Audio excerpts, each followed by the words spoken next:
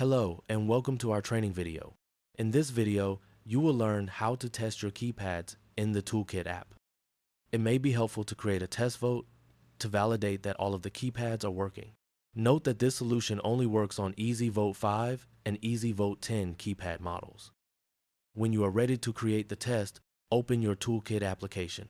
If you do not have access to the Toolkit app, send an email to support@meridia.vote and we will provide you access.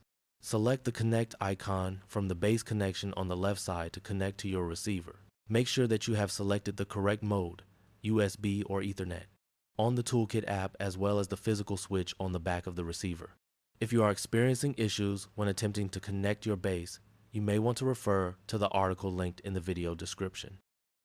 After successfully connecting to your base, navigate to the Keypad Test tab on the right side.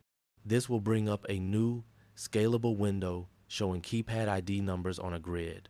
You may adjust the keypad IDs shown on the grid by adjusting the ID scope in the bottom left, as well as the column count and row count.